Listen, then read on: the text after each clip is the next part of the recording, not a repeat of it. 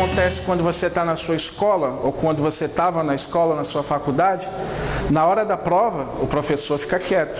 Então você está dizendo que Deus é o professor? Jesus, o mestre. E aí o mestre ele tem que ficar quieto porque todo o conhecimento já te foi dado. Eu não sei quanto tempo você tem de cristianismo, de cristão, mas você talvez vai lembrar algumas coisas do tipo: poxa, eu não estou ouvindo Deus, está tudo quieto, mas está me vindo coisas na minha mente. Eu estou lembrando daquele sermão, eu estou lembrando daquela passagem, eu estou lembrando disso e daquilo. Ou seja, é o próprio Deus já te ajudando a lembrar da matéria para passar na prova. Não vou dizer que é uma cola, mas quase isso, de tanto amor que ele tem para você, porque afinal ele prova para poder aprovar. E aí esse rapaz, ou quem sabe já esse velhinho, o Abraão, ele vai e consegue passar nessa prova. E aí o que Deus vai e faz? Ele vai e troca o sacrifício e deixa ele manter quem ele mais queria, porque ele acabou de provar que acima de qualquer pessoa, de qualquer coisa, quem ele mais amava era o próprio Deus. E aí a gente vai para o outro paralelo de Ana com Samuel. São os personagens Ana, até então, Samuel e Eli, ou talvez Eli, Ana e Samuel, que vem do mais velho, aí vem a Ana que está no meio disso e vai e nasce Samuel. Ele não sabia de nada, ele era o profeta. E aí você vem Ana, que tinha um sonho, igual você tem um sonho.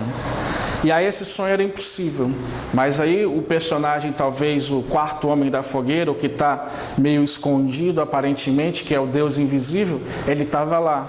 E Ana tem a fé de ir lá e falar com esse Deus, ao ponto de parecer louca, ao ponto de alguém da própria instituição religiosa, alguém da própria igreja, do próprio templo, chegar e questionar a loucura que ela está fazendo, até que ele possa entender realmente o que é que ela estava fazendo. E aí o que acontece? Igual a gente já falou, nasce Samuel. E Samuel é escolhido e dedicado exatamente para Deus. E aí Efésios 1,4 que a gente leu no começo diz que o que Deus já te escolheu desde a fundação do mundo. Tenta imaginar por um instante, antes da fundação do mundo, essa história que eu estou demorando para te contar, para fazer essa volta, Deus já tinha em mente. Por causa da onisciência dele e da onipotência dele.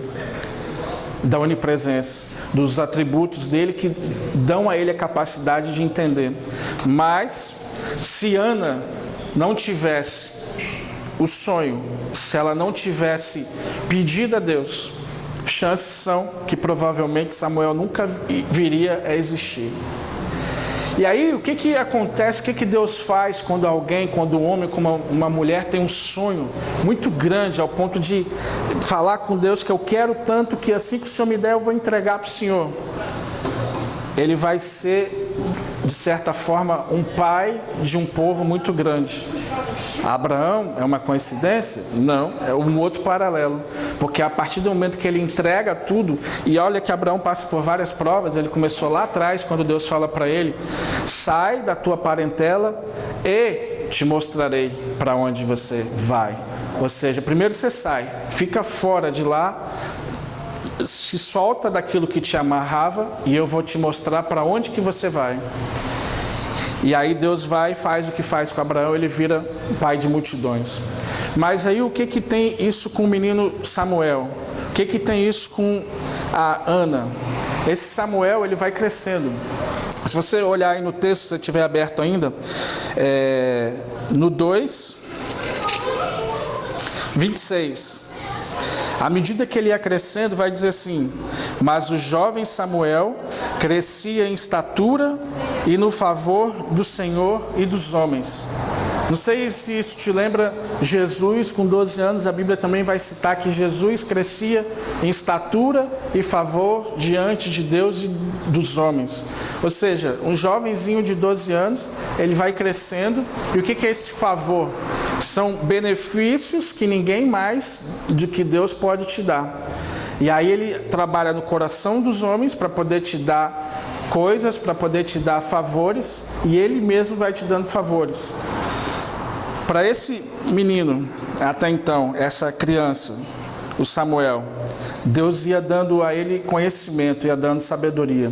Se você for acompanhar a história, você vai ver que mais à frente, ele dormindo, e era uma escola de profetas que Eli era o principal, vamos dizer, o professor, e eu imagino que as camas deviam ser próximas, e esse Samuel, ele vai ouvir uma voz, Samuel, aí ele acorda e vai achando que é Eli que está chamando ele, porque ele ainda não tinha tido nenhuma experiência até então sobrenatural com Deus. E ele ouve essa voz pela segunda vez, a Bíblia vai falar pela terceira vez, e aí cai a ficha do Eli, que quando você está dormindo você fica meio chapado, meio dopado, e aí ele acordou e falou, se chamar de novo é Deus que está te chamando.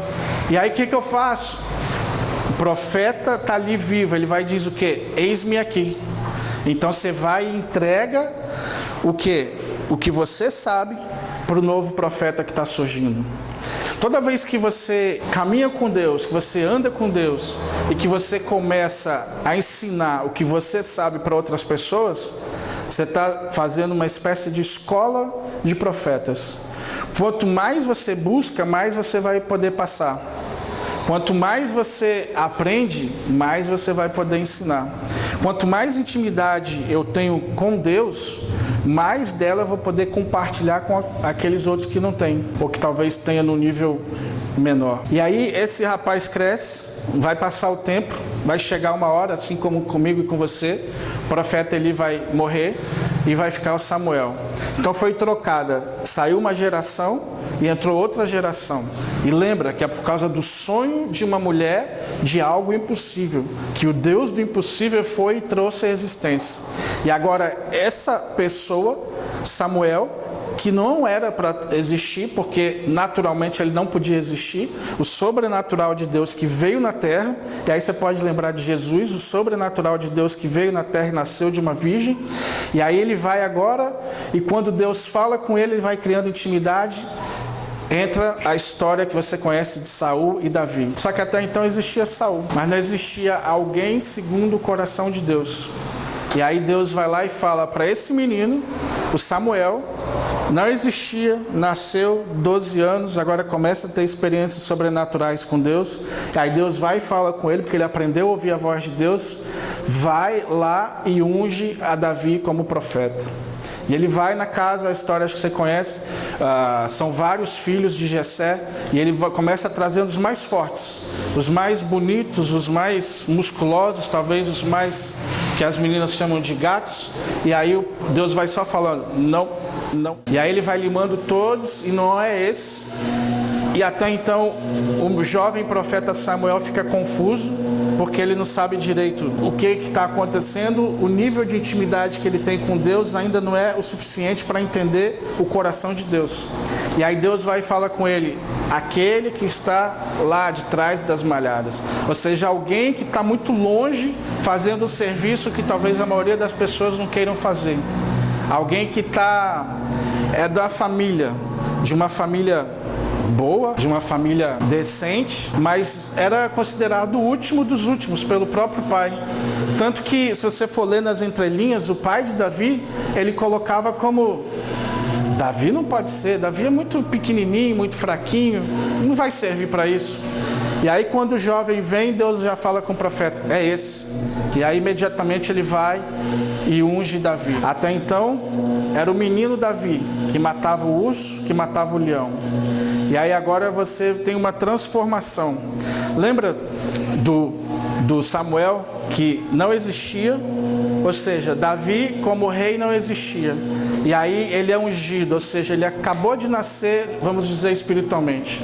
E aí esse Samuel começa a crescer. Foram aproximadamente 12 anos para Samuel. E aí vem Davi. E esse Davi vai desenvolvendo. E do tempo que ele está ali, que ele foi consagrado, foi ungido, até que ele se torne rei, vai aproximadamente 6 anos. E uma particularidade muito interessante entre o rei atual e entre o rei que está por vir. O rei atual tenta matar o novo rei. O rei atual, aquele líder que estava lá, ele já não era mais, porque Deus já não era mais com ele. Ou seja, o que isso quer dizer? Da mesma forma que eu ganho a unção, que eu ganho a promoção de Deus, eu também posso perder, e a palavra inversa para promoção é demoção. Ou seja, eu sou promovido e eu sou demovido. E no caso de Saul, ele foi demovido do cargo. E às vezes você pensa assim, em alguma situação que você está vivendo, quanto tempo tem já que essa pessoa às vezes me faz mal, que eu estou sofrendo, e Deus falou, já veio um profeta e falou que já acabou e já está resolvido, e a situação continua. Pra você ter uma ideia, esse período, enquanto o que era antigo vai morrendo, para o que é novo vir surgindo, foram aproximadamente 6 anos. Enquanto isso, o que Deus fazia com Davi? Ia treinando ele. Então o que eu estou querendo dizer para você nesse momento? Que aquilo que você almeja, aquela palavra que você tem de Deus, aquele sonho que não era possível, talvez ele ainda não se tornou possível. Já ficou claro para você que ele vai se tornar possível se você entregar tudo para Deus, se Deus for a prioridade da sua vida. O segundo ponto é que vai precisar de um tempo para ele ir amadurecendo, crescendo. Assim como uma criança que nasce, os ossos vão se formando, a cabecinha, a moleira, eu acho que chama, vai ficando durinha, ele começa a se firmar nos próprios pés. Antes ele só deitava, depois ele engatinhava, agora ele começa a andar sozinho, e aí ele vira um homenzinho, uma mulherzinha, e começa a ter a estatura. E aí quando você vai ensinando esse profetinho ou essa profetinha a andar com Deus, Deus vai liberando favor sobre a vida dele diante dos homens e diante dele mesmo. Ou seja, Deus é com ele, e ele vai crescendo, e Deus vai acompanhando. Talvez no meu tempo e no seu, 12 anos é muito tempo para esperar. Mas você vai conversar com Moisés, o que é esperar, vai conversar com José, vai conversar com o próprio Abraão. E aí esse menino começa a crescer. E aí esse seu sonho, essa coisa que Deus te chamou para fazer, vai começando a crescer e vai começando a desenvolver. Ao ponto de você poder se firmar nas próprias pernas, ter condições de ouvir o que Deus fala e talvez o melhor, ou quem sabe o pior se você tiver com medo, executar. Porque vai chegar a hora de executar. Você não vai para a escola para ficar estudando, simplesmente por estudar para adquirir conhecimento. Talvez a nossa escola secular, principalmente nesse país, muita gente acaba estudando e fica às vezes de bobeira, fica desempregado, não desenvolve uma função. Mas na escola de Deus, quando você se matricula, é para fazer alguma coisa. Só que a parte talvez mais engraçada, né? Porque pimenta nos olhos dos outros refresca, é que Deus não conta. Ele vai chamar você, então talvez você fale assim, não, mas eu me converti, ou eu vim para cá e eu aceitei Jesus, e qualquer outro nome que você possa usar para o seu início de caminhada com Ele, e aí agora está tudo difícil, ou está complicado. É porque Ele não vai contar a caminhada. Tem coisas que Ele vai te dizer lá no início, e tem coisas que vão ser durante a caminhada. E aí durante essa caminhada, o que se espera de você? Que eu fique deitado tomando refresco de limão num dia quente de verão, à beira da piscina, à beira da praia? Não. Você tem direito a isso, mas numa escola você faz o quê? Você estuda. E aí quanto mais você estuda com Deus, aí você vai dizer, ficar estudando a Bíblia. Deus não está limitado à Bíblia. Como eu disse, Ele é uma pessoa e uma pessoa viva. Então vai precisar de um relacionamento, vai precisar de intimidade. Porque o menino Samuel não ouviu a voz de Deus lendo a Bíblia. O texto é claro, ele ouviu uma voz. Então eu tenho a Bíblia, que é muito bom, e eu tenho o Espírito Santo, que pode falar comigo a qualquer momento. E eu posso ir desenvolvendo essa caminhada. E aí a partir do momento que eu vou desenvolvendo, que eu vou crescendo, estou sendo preparado para alguma coisa que na maioria das vezes eu nem sei ainda para que é. Samuel foi lá e ungiu a Davi. Talvez ali acabasse o chamado dele. Talvez quando você fizer algo assim muito grande para alguém que nem existia, acabou seu chamado. Não. É porque a história na Bíblia vai começar a falar mais de Davi, mas esse mesmo menino, esse mesmo profeta que veio do nada, que não existia, e vai e unge o rei que se chama Davi, que tipifica o próprio Cristo, e que o próprio Deus fala que é um homem segundo o coração dele. Ele continua a história. E nesse gancho eu quero te dizer o quê? Talvez você não vai ser o rei, mas a honra que você vai ter é algo grandioso.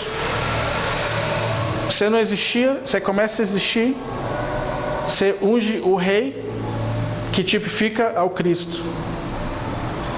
E aí a gente vai ter no Novo Testamento uma mulher que derrama perfume sobre os pés de Jesus. E ele vai e diz o quê? Que todo o tempo que esse evangelho for pregado, ela vai ser lembrada.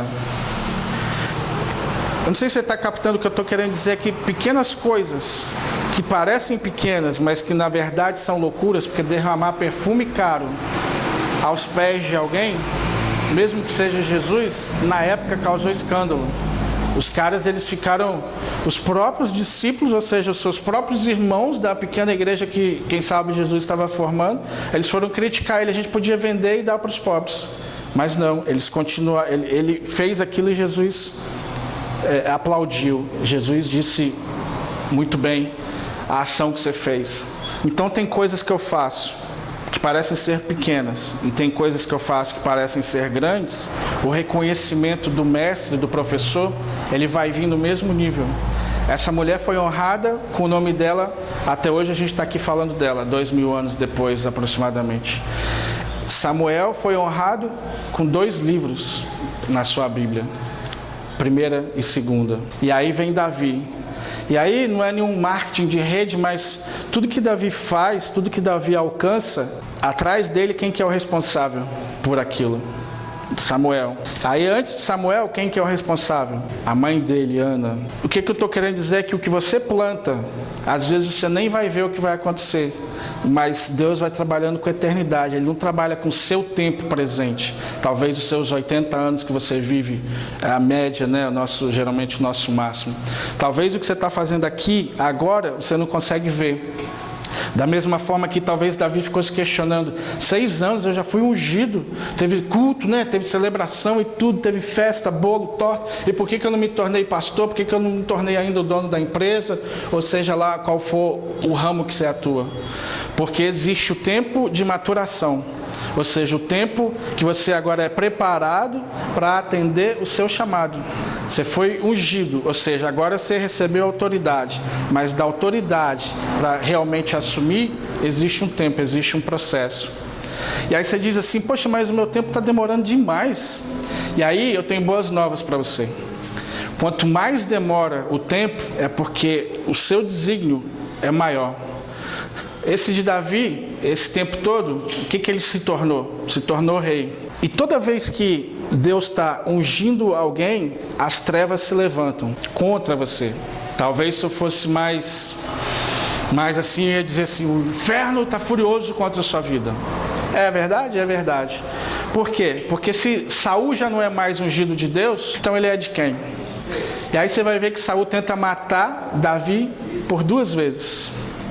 E aí Davi, talvez, pelo menos na nossa mentalidade, sem a mente renovada de Romanos 12, a gente diria que ele teria todo o direito de matar, porque Saul deu mole e Davi foi lá e estava posicionado e podia derrubar o gigante igual ele fez com Golias. Ele vai e prefere poupar a vida porque ele ainda considerava alguém que não era como ungido do Senhor. E aí, enquanto esse Saul vinha plantar maldade, buscando a morte, esse Davi buscava a vida e liberava a bondade. E aí você vai observar o que é plantar. O que Saul colheu e o que Davi colheu. Mesmo decretado, Davi soube esperar. E aí esse Saul vai numa progressiva direto para a morte, e esse Davi vai numa progressiva direto para a vida, para um reinado, e assume um trono e reina por muitos anos. O que ele faz depois é outra história, não vai dar tempo da gente contar hoje. Mas esse saber esperar e o que você planta durante esse tempo de espera vai determinar para onde você vai. Porque se eu ficar plantando morte, eu vou colher morte. Se eu plantar mentira, eu vou colher mentira.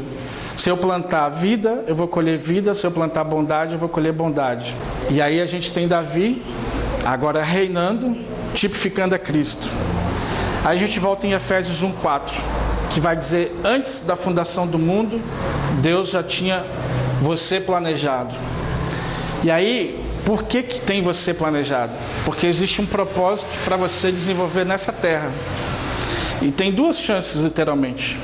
Eu posso ficar passando pela vida, talvez igual uma roda gigante que não desliga mais, ficar rodando. Ou eu posso realmente entrar nisso que Deus me chamou e viver o meu propósito. Aí você fala, mas eu não sei qual é o meu propósito. Ótimo, então você começa a caminhar. Caminhando com Deus, Ele vai te revelar qual é o seu propósito. Quando Davi foi lá matar o gigante Golias, o que ele tinha em mente é que ele não queria ninguém desafiando os exércitos do Deus vivo. Então ele ficava indignado com aquilo. O que isso quer dizer? Que provavelmente, geralmente, aquilo que te deixa indignado tem a ver com o seu propósito. Talvez você ouça choro de criança e você fique irritado porque tem alguém batendo e sendo violento com criança. Talvez você veja mulheres apanhando, ou sua vizinha apanha do marido, ou quem sabe vice-versa, existem os dois casos, e você fica muito bravo. E aí você tem que buscar em Deus, esses são alguns exemplos, que provavelmente aquilo ali é o que você foi chamado. É um problema que existe na terra? É um problema. Existe nos céus? Não. Qual é que é a oração que a gente faz? Assim na terra como no céu. Então, o que eu quero fazer? Trazer os céus para a terra. E aí, para mim trazer os céus para a terra, eu preciso estar conectado com Deus. Quanto mais conectado com Deus, eu vou ter mais rapidez para poder saber e entender o que Ele quer de mim. E à medida que eu descubro o propósito, igual Davi descobriu dele, igual Deus revelou a ele, igual Deus revelou para Abraão, e Ele revela para todo mundo que busca, todo mundo que entrega tudo. Ele vai, e você começa a desenvolver, vai gerar prazer. Você não vai achar Samuel, não vai achar Abraão, não vai achar Davi reclamando da vida. Você não vai achar eles reclamando de dinheiro, você não vai achar eles reclamando, ó, vida cruel, mundo cruel, como tudo está cinzento, né? Aquele desenho animadinho que tem, ó vida, ó céus, ó terra, todo esse besterol. Por quê? Porque ele está vivendo em propósito. E aí, quando você consegue alcançar isso, a vida continua e você vive com prazer, você vive com alegria, você dorme tarde, você acorda cedo se for necessário, você faz talvez muito mais coisas, você trabalha 44 horas no seu trabalho, você talvez vai trabalhar 60, 70 horas, porque você está fazendo aquilo que você foi chamado.